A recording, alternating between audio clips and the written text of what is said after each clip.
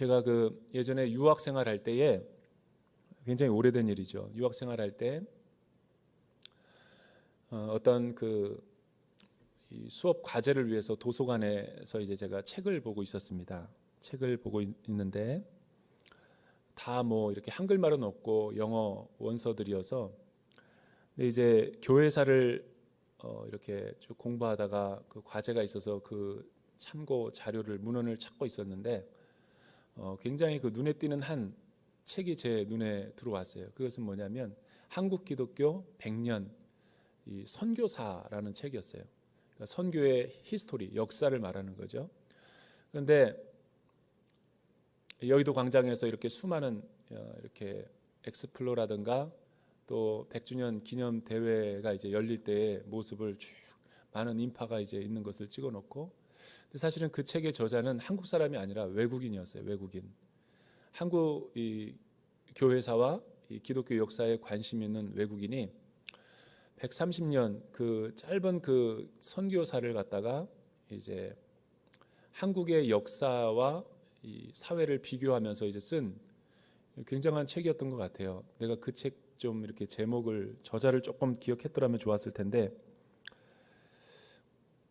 제가 그 책을 이렇게 읽다가 느낀 것은 굉장히 충격을 받았습니다. 무슨 충격을 받았냐면 한국 사람보다 한국 문화를 더 꿰뚫고 있기 때문에 충격을 받았어요. 반만년, 5천년 역사를 갖다가 그 외국 사람이 뭐 사실은 하나의 사상만 이렇게 쭉 일목요연하게 정리하는 것도 어려운 것인데, 고조선 때부터 해서 이 통일신라와 뭐 500년 유교 역사와 이 근현대사까지 총망라하면서 이 한국은 어떤 나라고 어떻게 이 교회에 선교가 폭발적으로 역사할 수 있었는가, 그리고 전망을 하고 또 약간 크리티컬한 비판도 하고 있는 그런 책이었습니다. 그런데 그 책이 이렇게 시작하고 있어요. 한국에는 많은 종교들이 있다. 한국은 지금 어떤 이 종교의 국가라고 이야기할 수 없는데 한국에 있는 많은 종교들을 열거하면서 그 가운데 가장 강력한 종교가 어떤 종교인지 아는가? 이제 그 저자가 그렇게 질문하고 시작하는 거예요. 근데 여러분, 5천년 동안 토테미즘도 있고 샤머니즘도 있고 무속신앙, 또 불교가 전례가 돼서 불교가 오랫동안 이제 고려시대까지 우리나라 사회를 이끌었잖아요. 사실 우리가 쓰고 있는 용어 가운데 불교 용어가 되게 많습니다. 찰나적이라든가 뭐 이 불교 용어가 굉장히 인연이라든가 은근히 우리가 사는 용어 가운데 되게 많아요. 일본어보다 더 많아요, 사실은. 그리고 이 유교에 대해서도 쭉 이렇게 비판을 하고 또 여기 전망을 내놓고, 또 게다가 천주교가 개신교보다 더 일찍 들어왔으니까 어떤 순교와 박해 역사가 있었는지, 그러고 나서 이제 기독교 개신교 역사를 이렇게 쭉 설명하는데, 이 열거한 종교들 가운데 가장 한국인의 문화와 의식 구조에서 강력하게 자리 잡고 있는 것이 뭔가? 기독교가 아니에요. 여러분, 아무리 1000만 성도를 할지라도 기독교가 아니라는 거예요. 그리고 천주교도 아니라는 거예요. 유교도 아니라는 거죠. 불교도 아니라는 거예요. 이 저자의 말에 의하면 토테미즘과 샤머니즘이래요. 그러니까 우리 한국 사람들은 하여튼 이 3000년 삼국시대가 있기 전까지 얼마나 이 한반도에서 가장 강력하게 우리를 지배하고 있고 우리에게 정령신앙으로 강하게 이 사람들의 한국 정서에 남아있는 게 뭐냐면 이 무속신앙이라는 거예요. 그래서 이 사람의 말에 의하면 모든 종교가 들어올 때마다 무속화돼 버렸다는 거예요. 불교도 무속화돼 버렸고, 또 이 유교도 우리나라는 순수 유교가 아니라는 거예요. 무속신앙화된 유교. 그리고 여러분, 천주교도 마찬가지라는 거죠. 그리고 기독교는 더할 나위 없다는 거예요. 그러니까 그 책을 보니까 제가 상당히 이해가 되는 게 있었어요. 정말 그렇구나. 우리가 왜 이렇게 순수 복음을 듣고 올바른 이 복음 생활과 또 건강한 믿음 생활을 영위하기보다 이렇게 혼합주의적인 잡탕 신앙으로 우리가 왜 이렇게 살아가는가? 왜 우리 할머니, 할아버지 때 보면은 여러분 이 정승 앞에다가 놓고 정한수를 떠놓고 비나이다 비나이다 그러면서 계속 기도하는 모습. 그 사람 말에 의하면은 왜 한국 성도들이 그렇게 뜨겁게 기도하는 줄 아는가? 그 정령 무속 신앙 때문에 그렇다는 거예요. 기복 신앙 때문에 그렇다는 거죠. 복을 너무 좋아해 가지고 그 복을 비는 대상이 누군지도 모르고 그런 스피릿으로 그런 영향을 받고 있다라는 거예요. 상당히 일리가 있었어요. 그런데 제가 이제 한국에서 또 이렇게 신학교를 다닐 때 한국 문화의 의식과 구조라는 그런 과목을 제가 들었던 적이 있거든요. 근데 거기서도 똑같은 말을 하는 거예요. 그러니까 얼마나 이 말이 진리구나. 여러분, 한국 교회는 사실은 이 사회 의식이나 사회 어떤 그 사회학적으로 볼 때 목회자가 설교를 아주 잘하고 또 목회자가 아주 목회를 잘하고 또 목회자가 굉장히 탁월해서 카리스마적인 리더십으로 인해서 교회를 잘 리드해서 성장하고 부흥한 것도 있지만 사회학적으로 보면 그렇지 않습니다. 사회학적으로는 어떻게 비판을 하냐면 때를 잘 만났다 그러는 거죠. 전후의 베이비 부모 때에 아무것도 없는 잿더미 속에서 여러분 그냥 간판만 걸어놓으면 가게가 다 됐어요. 그리고 여러분 원서만 내면 대학교도 다 들어갔어. 사업도 하면은 포화 상태가 아니기 때문에 모든 게 다 잘 됐어요. 여러분 산업화 운동이 일어나자 우리나라가 새마을 운동과 함께 잘 살아보세 해서 그 슬로건을 내걸고 우리나라에서는 게으른 거가 죄악이었어요. 게으름. 그래서 누구나 할 것 없이 사회 구조가 이 집단 문화가 형성이 되어 있어요. 뭐냐면 늦게 일어나는 건 되게 죄악시 되는 거고 벌레처럼 일해야 되고 남들이 하는 것처럼 다 대학교도 들어가야 되고 열심히 일해야 된다. 막 이런 여러 가지 사회적인 분위기에서 우리가 자라서 충분하게 내가 왜 이 일을 해야 되는지 깨닫고 의미를 알고 일을 하고 전공을 택하고 학교 들어간 사람 없어요. 뭐 나뿐만 그런가? 여러분도 다 그러잖아요. 그러나 오늘날은 달라요. 여러분 오늘날은 교회도 안 되지만 기업도 안 돼요. 기성세대도 어렵지만 젊은 세대도 다 포화 상태이기 때문에 아무것도 할 수가 없어요. 그래서 다 해외로 가는 거예요. 기회가 있는 땅으로. 근데 이 모든 것을 다 자기가 잘했다라고 이렇게 하는 거는 약간 억지 춘향이 같은 그런 내용이 있어요. 성령께서 기름 부어주시고 결론적으로는 하나님이 섭리하시고 우리를 이끌어 주시고 우리의 기도와 눈물, 헌신 가운데 주님이 응답해 주신 것도 있지만 사실은 시대적인 사명을 우리는 그렇게 부름을 받고 태어난 걸 수도 있어요. 이제 미래를 보세요. 미래는 그렇게 밝지 않습니다. 여러분 3.1운동 때 한국 전쟁 때 교회의 그 시대의 사명이 있듯이 우리 시대는 또 4차 산업혁명 시대에 따른 부르심과 하나님의 목적이 있는 거예요. 우리 시대의 목적을 가지고 살아야지 혼란스럽지 않지? 계속 남의 뒤만 쫓아다니려고 하면 여러분 황새가 뱁새 되다가 얼마 못 살고 죽어요. 오늘 우리가 읽은 이 4대 교회가 꼭 이러한 비슷한 맥락에서 설명하고 있는 교회입니다. 여러분 4대 교회는 어떤 지역인지 아세요? 4대라고 하는 소아시아 7교회의 지역은 어떤 특수한 입지의 조건의 도시인 줄 아세요?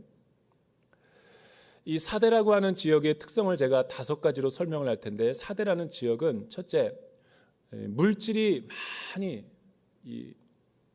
있는 도시였어요. 현금 유용성이 굉장히 강한 도시였고, 이 현금 유입이 많다 보니까 산업과 도시가 발달되고, 또한 캐시가 많은 곳에 늘 직장과 일의 기회도 있지만 범죄도 많죠. 그러니까 사대는 사치와 향락, 부요의 상징이었고, 이 사대 그러면 물질적인 타락과 우상 숭배가 극도로 달했던 도시가 바로 사대라는 지역이었습니다. 그 이유가 뭐냐면 이 도시는 지정학적으로 금광과 이 금맥이 많이 발견됐어요. 그러니까 여러분, 고대 세계에서 금이라는 것은 다이아몬드 수준이죠. 고대 세계에서 금은 활용도가 되게 높았기 때문에 금을 캐고 금을 채취한다? 그는 부자가 될 수 있는 굉장히 중요한 수단이었던 거죠. 그러다 보니까 금을 가공하고 세공하는 일이 발달됐죠. 화학 여러 가지 이 케미컬이 되게 발달돼 있죠. 여러분, 이 연금술, 이 금은 세공업이 같이 괴를 이렇게 하면서 굉장히 산업과 과학이 발달돼 있었어요. 당연히 물질과 풍요, 부가 넘치다 보니까 주변에 있는 많은 이방 나라들에 의해서 먹잇감이 되곤 했어요. 그래서 호시탐탐 이 나라를 이 푸틴 우크라이나처럼 여러분 그 먹잇감으로 여기고 호시탐탐 노리고 침공하는 국가들이 되게 많았습니다. 이 고대 세계에서 이 고레스 왕, 페르시아의 고레스 왕이 이 4대 지역을 정복했어요. 그리고 모든 금은을 탈취했고 다 자기가 뺏어가 버렸고, 또 하나는 안티오쿠스 에피파네스가, 여러분 고레스 왕이 사멸하고 그 다음에 일어난 헬라 제국의 안티오쿠스 에피파네스가 또 그 지역을 점령해서 많은 금은과 세공업과 이런 것들을 수탈해 갔어요. 그러니까 역사적으로 보면 사실은 4대의 지역은 슬픔의 땅, 전쟁의 땅, 뭐 자기들의 순수한 역사라고는 하나도 없어요. 왜냐하면 이곳 저곳에서 이렇게 약탈하고 빼앗기다 보니까, 지정학적 요충지다 보니까 수많은 강대국들의 먹잇감이 되고 통로가 되고 길목이 됐기 때문에. 이런 나라가 어디 있어요? 대한민국. 자원도 없고 인구도 없고 아무것도 가진 거 없으니까 그냥 열강들에 의해서 늘 호시탐탐, 그냥 이렇게 고래 싸움에 새우등 터지는 격이죠. 여러분, 이렇게 허브와 같은 지역이다 보니까 홍콩처럼, 싱가포르처럼 이 전 세계의 어떤 무역이 중간에 이렇게 하나에 거쳐가는 곳.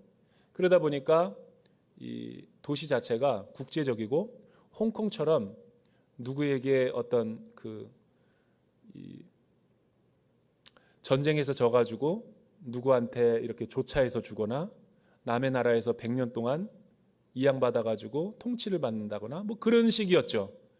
그러다 보니까 여러분, 홍콩이 어때요? 100년 동안 통치를 받다 보니까. 저는 홍콩 몇 번 가봤는데 이 중국 사람 같지만 중국 사람 같지가 않아요. 왜 그러냐면 굉장히 자유분방하고 여러 가지 이 동양 문화 같지만 이 서구 문화가 되게 많고 거의 이 혼합주의적인 그런 내용들이 되게 많아요. 홍콩이. 4대가 꼭 그런 지역이에요. 4대. 그러니까 이 4대라고 하는 지역의 특징이 뭐냐면 이방 나라의 혼합주의적인 도시 문명이 대표적인 상징이라고 할 수 있어요. 자신의 고유 것은 없어. 자신의 순수한 문화는 없어. 다 이방 나라가 침략하고 심어놓고 여러 가지 이렇게 서로 섞어놓고, 그러나 오직 하나, 이 돈이 많이 있고 또 물질적으로 성공한 사람들이 많이 모이다 보니까 도시는 굉장히 발달되어 있고 향락과 쾌락과 이 캐시가 많이 흐르는 곳이에요. 나는 자꾸만 이 말씀을, 와, 우리나라 가운데 어디가 이럴까? 여수인가? 돈 많은 섬? 울산일까? 울산은 개들도 이렇게 억억 짖는다며요. 돈이 너무 많아가지고. 청담동을 제가 한번 간 적이 있어요. 청담동에 왜 갔는가? 떡볶이 먹으러. 떡볶이가 유명한 집이 있다 그래가지고 갔는데 충격을 받았습니다. 발레 파킹을 하더군요. 떡볶이 집이. 이름은 들어봤는가? 먹쉬 돈나. 먹고 쉬고 돈 내고 나가자. 이게 먹쉬 돈나. 이 신촌에서 있다가 이 청담동에 굉장히 프리미엄으로 만들었는데 놀란 거는 떡볶이 집에 갔는데 한우 값이 나오는 거예요. 여러분, 떡볶이를 먹었는데 발레 파킹비를 낸다라는 게 상상이나 가요? 뭐 금가루 뿌린 것도 아니고. 그러니까 거기는 한마디로 말하면 돈이 너무나 넘쳐나가지고 흥청망청 쓰고 돈이 돈으로 가치로 보이지 않는 거예요. 이 사대가 꼭 그런 지역이라는 거예요. 그러니까 여러분, 사람을 돈으로 평가하고 사람을 너 어디 사냐? 너 어느 학교 나왔냐? 너네 부모 뭐하니? 연봉이 얼마야? 뭐 이런 거 가지고 외적인 조건으로 평가하는 데가 사대.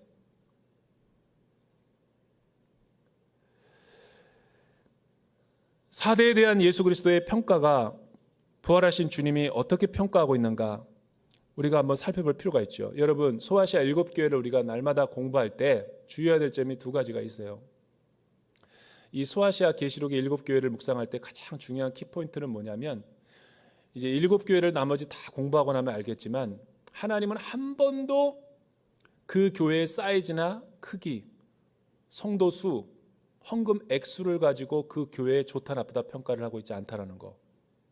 두 번째, 이 교회에 대한 건강함을 평가할 때,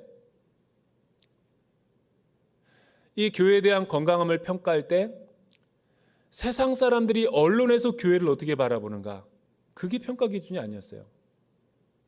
아니면 교회 내부에 있는 사람, 교회 성도라고 하는 사람들이 우리 교회는 이렇게 좀 갔으면 좋겠어. 정책 당회라든가 또한 여러 가지 컨퍼런스라든가 여러 가지 운영위원회가 모여가지고 우리가 재정을 얼마로 만들고 또 얼마 우리가 어떤 프로그램을 통해 가지고 이렇게 미래적으로 이 교회를 경영해 나가자, 이런 게 기준이 아니었어요.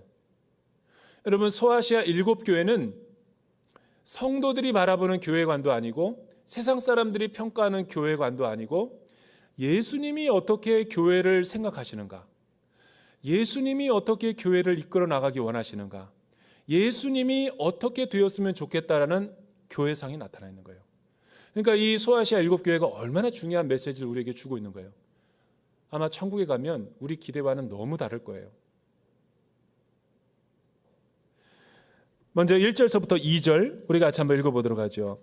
예수님이 꿈꾸시는 교회, 원하시는 4대 교회의 모습은 어떻게 평가가 되고 있는가, 1절과 2절 같이 한번 읽어볼까요? 시작. 다시 한번 우리 크게 또박또박 한번 읽어보죠. 시작. 너는 4대 교회의 사자에게 이렇게 써라. 하나님의 7영과 7뼈를 가지시니가 이렇게 말씀하신다. 내가 내 행위들을 알고 있으니 너는 살아있다는 이름은 가지고 있으나 실은 죽어 있구나. 너는 깨어서 죽어 남은 것을 굳건히 하여라. 나는 내 행위들이 하나님 앞에 온전케 된 것을 찾지 못했다. 중요한 것이 뭐냐면, 부활하셔서 승천하시고 하나님 보좌 우편에 온 세상을 발등상으로 삼으신 빛난 주석 같은 발을 가지고 계신 심판주 하나님의 아들 예수 그리스도께서 7영, 7뼈를 가지시고 7뼈 사이로 지나가시는 교회의 주관자 되시는 하나님께서 소아시아의 4대 교회에게 이렇게 말씀하고 있는 거예요. 내가 내 행위들을 잘 알고 있다. 너는 살아있다는 이름은 가지고 있으나 실은 죽어 있다. 여러분, 7교회 가운데 책망이 하나도 없는 교회가 있어요. 서머나 교회. 충성되고 신실한 이 폴리캅 같은 주교의 순교와 안디바와 같은 그 순교자로 주의 교회와 진리를 잘 사수했기 때문에 이 교회는 책망이 없어요. 근데 우리가 읽은 이 사도교회를 보면 처음부터 끝까지 1절에서부터 6절 책망만 있어요.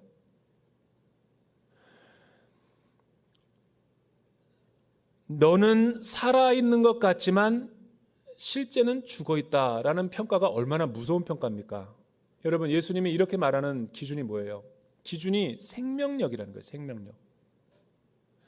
내가 맡고 있는 부서, 내가 맡고 있는 공동체, 내가 맡고 있는 사역, 공동체 예배, 나의 개인의 신앙, 이 모든 것 가운데 예수 그리스도의 생명이 내 안에 있는가? 그게 기준이라는 거예요. 왜 이들의 행위를 예수님이 잘 알고 있다 그러고 이들의 행위와 믿음과 신앙에는 책망뿐이고 생명이 없다고 정죄하고 있는가? 왜 그렇죠? 제가 앞에서 다 얘기했잖아요. 이들은 열심히 있다고는 하지만, 이들은 신앙생활 한다고 하지만, 이들은 교회에서 예배드리고 사역하고 아울리치 가고 뭐 많은 것들 행사를 한다고 하지만, 이들은 근본 첫 단추가 잘못 끼워져 있어요. 왜냐하면 이방과 혼합주의적인 신앙으로 다 이 잡탕신앙이 돼버려가지고 순수한 복음의 능력이 사라져버리고 십자가의 본질이 없고 오로지 인본주의적인 신앙이 이 교회를 가득하게 채우고 있었기 때문에 성도 수는 많이 모이거나 헌금이 많아도 이 교회는 실상은 살아있다고 하지만 죽어있는 교회와 매 한 가지라는 거예요.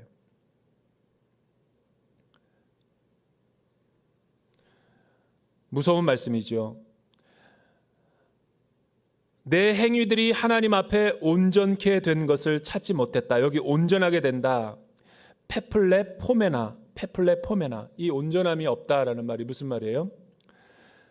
그러니까 속은 비어 있고 겉모양만 화려한 거. 이거를 헬라어로 여러분 페플레 포메나라고 그러는 거예요. 우리식으로 말하면 본질은 없고 껍데기만, 형식만 남아 있는 거. 굉장히 어떻게 보면 두렵고 떨리는 말씀 아닙니까? 두렵고 떨리는 말씀.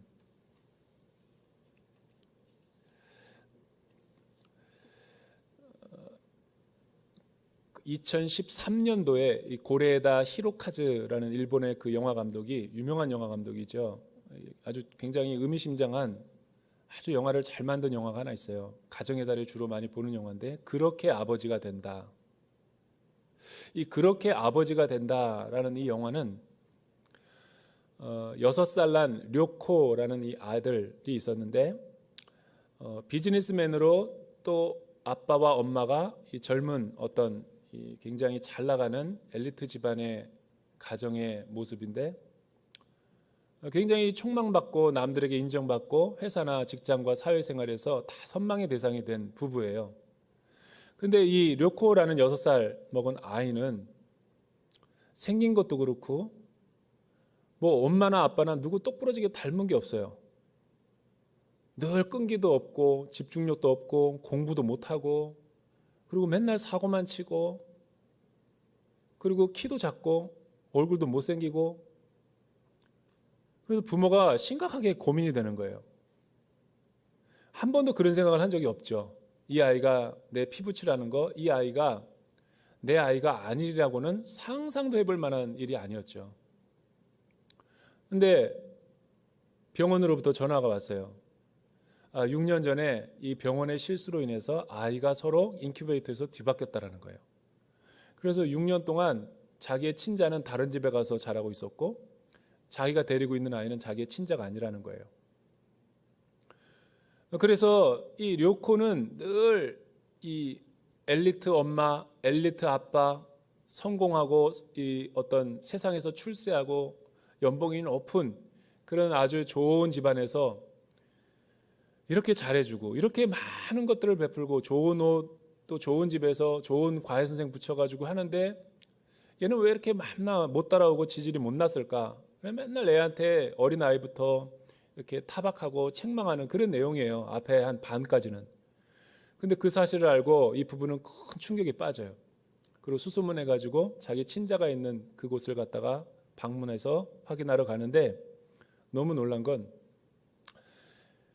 교외 지역의 가장 가난한 집에 그리고 엄마 아빠라고 하면은 정말 보잘것없고 초라하기 짝이 없는 정말 거지 같은 모습을 한 엄마 아빠, 늙은 엄마 아빠가 수많은 아이들을 데리고 그 자기의 친자를 6살 먹은 애를 데리고 있는 거예요. 근데 그 아이는 첫 이렇게 만남에서부터 알아가면 알아갈수록 너무 해맑은 거예요. 너무 기쁘고 행복하고 어쨌든 DNA가 확인됐기 때문에 집에서 다시 데려와서 좋은 도시 또 좋은 스테이크와 뭐 먹을 것과 맛있는 거 사달라는 거 학용품 다 사주면서 이 아이랑 이제 친밀한 관계를 형성해 가는데, 문제는 이 아이가 행복하지 않다라는 거예요. 이 아이는 계속 그런 얘기를 해요. 자기 엄마 아빠한테 데려다 달라고. 아니 진짜 엄마 아빠 있는데 엄마 아빠한테 데려다 달라고. 왜냐하면 왜 가려고 그러니? 그러니까 우리 엄마 아빠는 늘 자기에게 자상하고, 엄마 아빠는 나에게 한 번도 공부하라는 소리 한 적 없고, 엄마 아빠는 정말 나와 늘 함께하고 놀아주고 이 뒷바라지 해주고 챙겨준다고. 그래서 더 이상 데리고 있을 수 없었기 때문에 친자라 할지라도 다시 돌려보내고 몰래 숨어서 그 아이의 며칠 동안 이 뒷조사를 합니다. 그런데 그 남의 집에서 자란 자기의 친자가 그 집에 가니까 자기 집에 있을 때와는 달리 또 너무 행복해하는 거예요.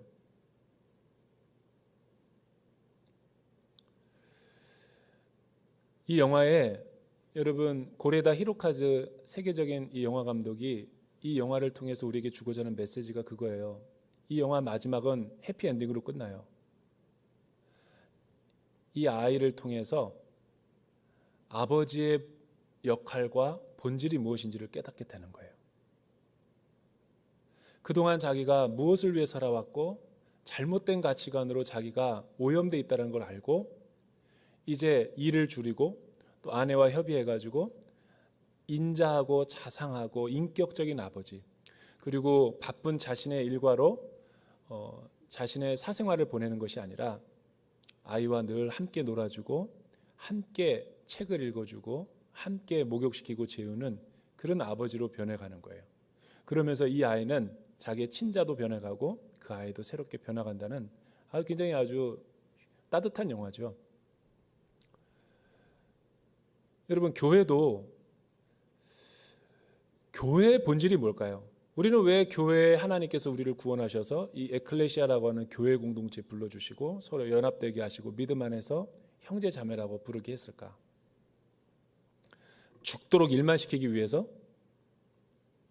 부흥하고 성장하기 위해서? 나는 그런 것 같지는 않아요. 우리의 부르심과 또 예수님의 그 십자가의 사랑과 은혜를 통해서 정말 내가 예수 그리스도를 닮아가고 있는 그 하나님의 성품이 내 안에, 신의 성품이 내 안에 자라가고 있는지, 성숙하고 있는지, 옛사람을 벗어버리고 내가 점점 더 하나님 앞에 낮아지고 세상의 때를 벗어버리고 하나님이 기뻐하시는 그런 십자가의 삶을 살아내고 있는지, 이게 예수님의 평가라고 한다면 굉장히 우리가 충격을 받을 필요가 있어요. 그러니까 세상에서 말하는, 교회론에서 말하는, 교회 성장에서 말하는 교회 기준이 아닌 거예요. 제가 아울리치가 되면 이 충북 단양이라든가 보은 지역, 경남 산청에 참 많이 아울리치를 갔어요. 그런데 도시 목회자가, 대형교회 목회자가 부교육자로 있는 저 같은 사람이 이 시골 농어촌 교회 가면은 참 많은 걸, 그렇게 목사가 된다, 영화를 만들고 싶을 정도로, 여러분 30-40명밖에 안 되는 교회에서 그 목사님 주일 예배를 듣다 보면 목사님이 혼자 그 70호밖에 안 되는 마을을 산 꼭대기까지 다 스타렉스로 혼자 모아가지고 주일 예배를 데리고 와요. 그리고 어디 치과 가야 된다 그러면 다 또 모셔다 드리고, 허리가 다쳤다 그러면 병원도 다 모셔다 드리고, 미용실 간다 그러면 미용실도 다 데려다 주고. 이거는 목사가 아니야, 머슴이지. 여러분, 뭐 우리가 딱 그 이제 아울리치 가보면 알지만 주일 예배 딱 드렸을 때 뭐 그렇게 메시지가 영향력 있거나 엄청난 쇼킹한 메시지가 나오는 건 아니에요. 그러나 그 교회가 성도 수가 없고 또한 그 헌금이 없고 젊은 사람이 없다 그래가지고 과연 하나님 보시기에 실패한 교회일까? 제가 충북 단양에 갔을 때 그 목사님 나이가 여러분 63세입니다. 63세. 감사하게도 그 아들이 저희 온누리교회에서 사역하는 목사예요. 몰랐는데 나중에 그 교회 가서 알아봤죠. 그 교회는 그 목사가 부임하기 전에 10명밖에 안 되던 교회였대요. 근데 목사님이 가가호 마을마다 다 운전으로 신방하고 그래가지고 70명까지 부흥했대. 여러분 10명에서 70명까지 농어촌교회에서 부흥했다는 것은 7만 명인 거예요. 7만 명. 굉장한 겁니다. 목사님이 나를 봉고차로 태우면서 하는 얘기가 있어요. 여기가 뭐 이렇게 설명해 주는 거예요. 놀란 게 그 교회의 성비와 연령대예요. 평균 연령. 목사님, 우리 교회는 보통 평균 연령이 80세입니다. 80세인데 청년부 회장 나이가 78세래. 그리고 맨날 그 사람이 이렇게 잦은 일 다 한대. 제일 많이 하는 건 자기고, 우리 청년부 회장이 맨날 이렇게 남 허드렛 일하고 시키는 거 심부름하고 커피 타온대. 그래서 투덜투덜거린대요. 내가 언제까지 이 일을 해야 되냐고. 그러니까 얼마나 여러분 농어촌 목회자가 힘든지 알겠죠? 우리의 시선으로 그들을 평가해서는 안 돼요. 굉장히 사실은 영성이, 우리는 거기에 3개월 있으면 죽습니다. 죽으니까 하나님이 우리를 글로 안 보내는 거지. 강한 사람이 글로 가는 거죠. 우리 같은 교회는 숨기 좋으니까 일로 오는 거지 뭐. 티도 안 나니까.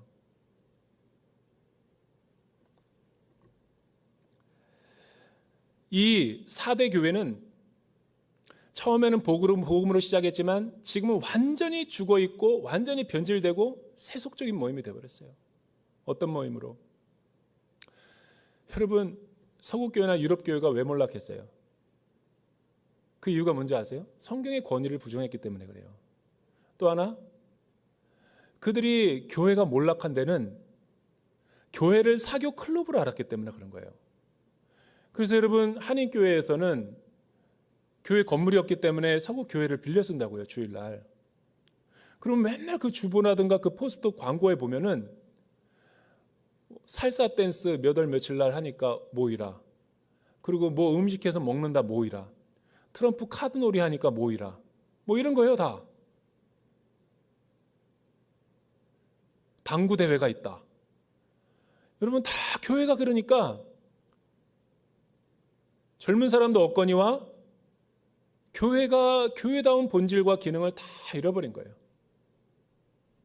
그러니까 술집으로 팔리고 모슬렘에게 팔리고 여러분 계속 이 나이트클럽으로 변화되고 막 그러는 거죠. 하나님의 말씀을 잃어버리고 복음을 잃어버리면 여러분 우리 교회도 마찬가지인 거죠. 두 번째는 4대 교회에게 하고 있는 예수님의 말씀이죠. 3절과 4절 한번 읽어볼게요. 3절과 4절 시작. 그러므로 너는 어떻게 받고 들었는지 기억해 순종하고 회개하여라. 만일 내가 깨어있지 않으면 내가 도둑같이 올 것이니 내가 어느 때에 내게 올지 내가 결코 알지 못할 것이다. 그러나 4대에 옷을 더럽히지 않은 몇몇 사람들이 있다. 그들은 흰 옷을 입고 나와 함께 다닐 것이니 그들이 그럴 만한 자격이 있기 때문이다. 여기 중요한 단어가 있어요.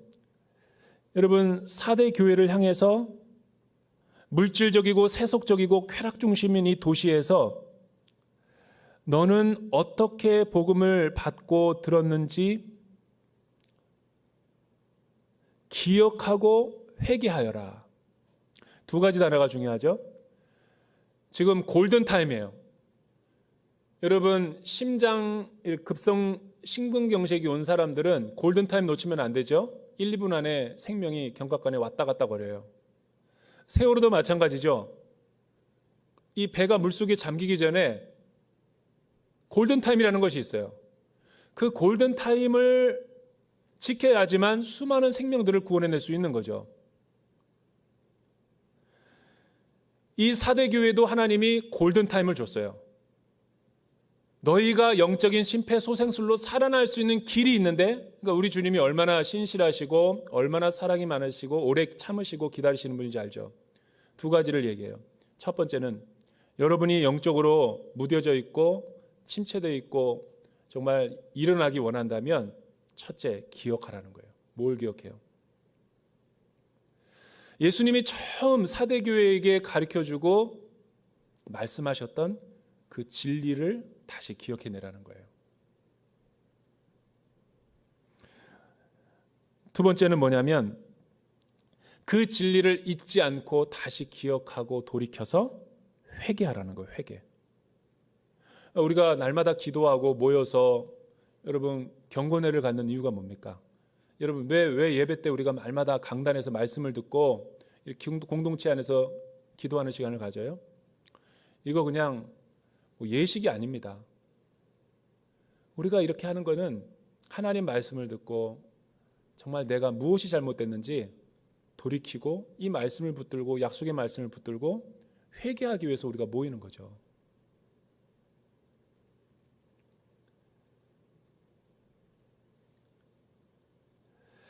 우리가 그동안 얼마나 세속적이었고 하나님의 뜻대로 살지 못했고 불순종하고 나중심적으로 옛사람으로 이기적으로 살아왔는가를 돌아보고 회개하고 그래도 하나님이 내가 아직 죽지 않았고 그래도 너희 가운데 몇몇이 깨어 기도하고 있는 사람들이 있기 때문에 그들과 같이 너희가 회복하라는 거예요. 여러분 4절을 보십시오. 사대에 옷을 더럽히지 않는 몇몇 사람들이 있다. 그들은 흰 옷을 입고 나와 함께 다닐 것이다. 그들이 그럴 만한 자격이 있기 때문이다.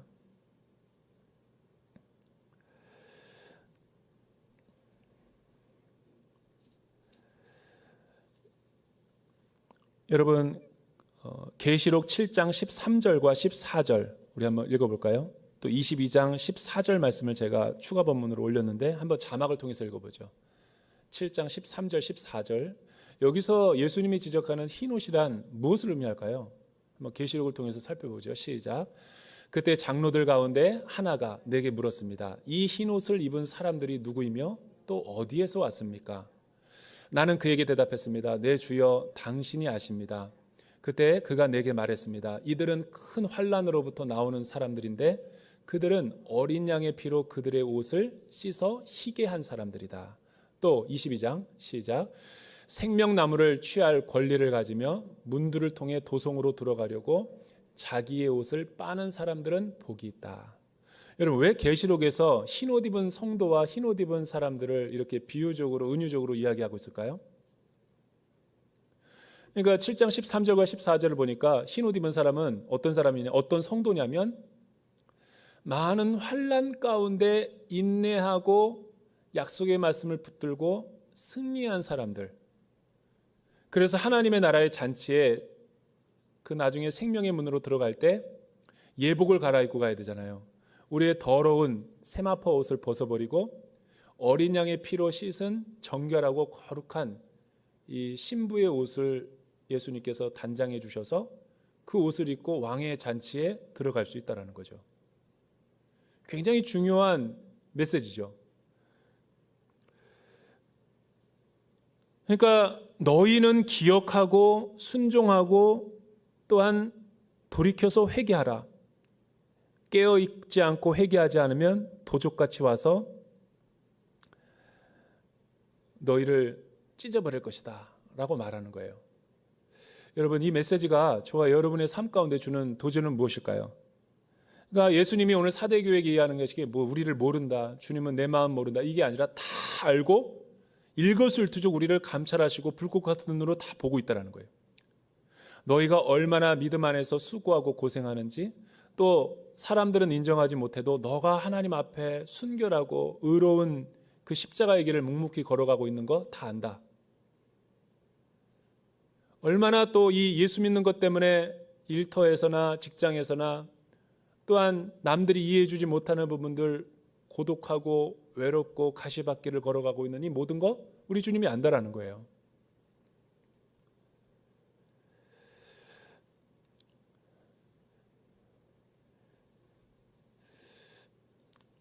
여러분 왜 이런 흰옷 입은 행위가 중요한지 아세요? 마지막 날 우리가 생명나무에 있는 영원한 나라 하나님의 언약의 나라로 들어갈 때는 하나님이 흰옷 입은 사람들의 이 행위를 카운트하시기 때문에 그런 거죠. 영락교회에 최태섭 장로님이라고 하는 우리나라에 꽤 알려진 장로님이 계세요. 지금은 소천하셨지만 최태섭 장로님은 우리나라 한국에 그 유리 사업을 크게 일으키신 분입니다. 공헌하신 분. 뭐 지금은 KCC지만 그 KCC는 비교도 안 돼요. 여러분, 그분이 원래 이북 사람입니다. 이북 사회에서 굉장히 큰 돈을 벌어가지고 이 부르주아층에 해당됐던 사람이죠. 유지였고 많은 사람들, 공장과 땅과 지주로서 많은 사람들에게 사랑과 은혜를 베풀었던 분이세요. 한경진 목사님이 신의주의 전도사로부터 있을 때부터 신실하게 도와가지고 많은 학원 사역과 병원 사역, 또 많은, 그러니까 모든 사람들에게 다 존경을 받았던 그런 신실한 크리스찬이었어요. 그런데 여러분, 한국 동란이 일어나고 1·4·5태 때 중공군이 갑자기 밀어닥치니까 뭐 엄청난 사람들이 인명피해가 나니까 사람들이 다 남쪽으로 피난을 내려오는 거예요.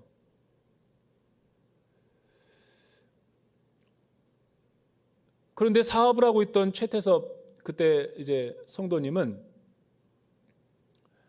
그때 사람들은 다 이구동성으로 이런 마음을 갖고 있었어요. 돈 떼어먹고 간다. 누구에게 돈 안 빌린 거 안 갖고 간다. 그리고 또 금융, 융자 받은 것들 은행에서 다 떼어먹고 돌아가고. 왜냐하면 전시 상태니까 다 이제 자료도 소각시키고 없어질 거 아니에요. 그리고 실제 은행에 가보니까 지점장과 직원들이 다 이제 중공군들이 밀려오고 있기 때문에 그거 다 소각하고 있더라고요. 다 흔적을 없애버리는 거죠.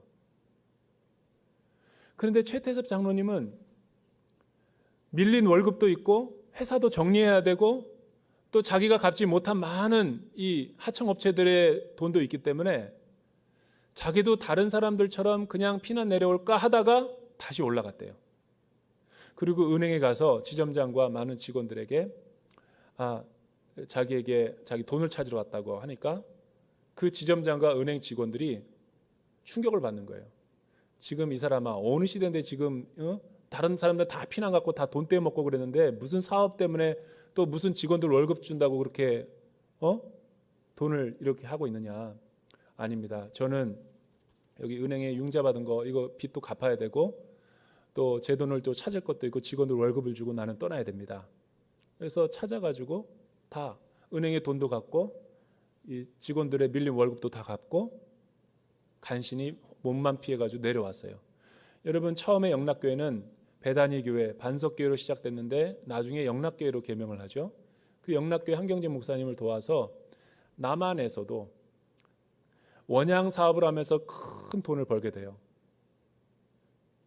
그런데 원양 사업을 하다가 보니까 목돈이 들어가니까 이 현금이 돌아오지 않아서 사대교회가 아니니까 현금이 안 돌아가지고 급하게 큰 현금 유동성을 구하기 위해서 은행에 융자를 받아야 됐어요. 근데 알다시피 피난 온 사람이 무슨 돈이 있어요? 담보도 없고 아무것도 없는데. 그래서 혹시나 될까라는 마음으로 기도하고 갔대요. 그랬더니 그 엄청난 금액을 융자를 해주는 거예요. 그 이유가 뭔지 아세요?